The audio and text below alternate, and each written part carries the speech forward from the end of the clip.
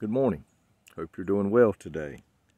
And before I get started, any of you guys or gals that have been in the Marine Corps, I'd just like to say happy birthday to my fellow brothers and sisters in the Marines. Today I want to talk to you from 2 Corinthians chapter 12. And I want to talk about verse 9. A lot of you may already know what I'm going to talk about. But in this here, Paul is talking about he had a thorn in his side, something that just constantly nagged at him.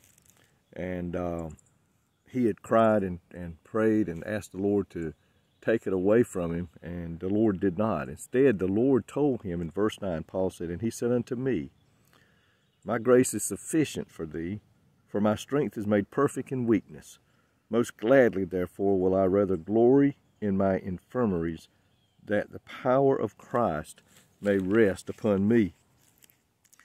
You know, you would wonder sometimes why God allowed that thorn to stay in Paul's side instead of removing it. You'd think sometimes that from our standpoint and from our viewpoint that Paul's ministry might have even been greater than it was had this thorn been removed from his side.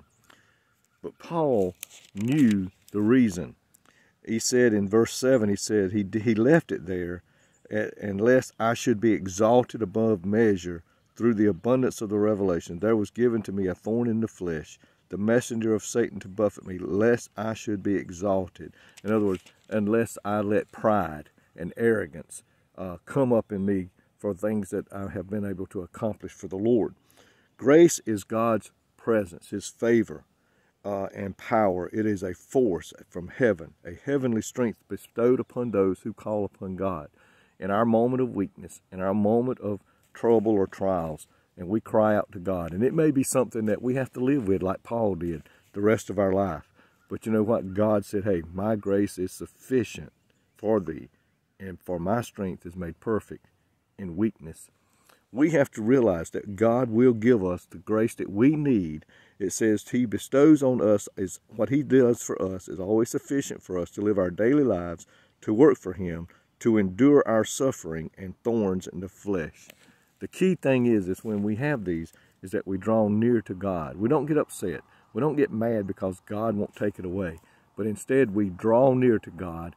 We let God give us His grace. We ask God for His grace, for His strength and His power, that we may endure and therefore still go forth and do the work God has called us to do.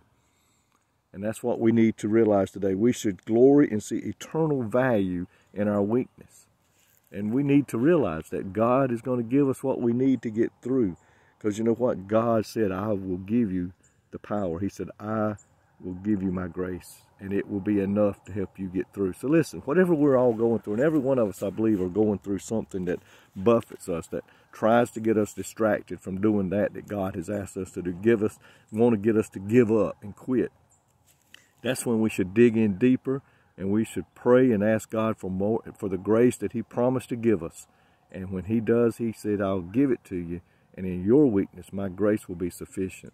So like Paul, let's don't let it stop us. In other words, let's let it keep us going even more stronger and doing what God has called us to do here upon the face of the earth. Because remember, God's grace is sufficient for everything that comes our way. May God richly bless you today is my desire.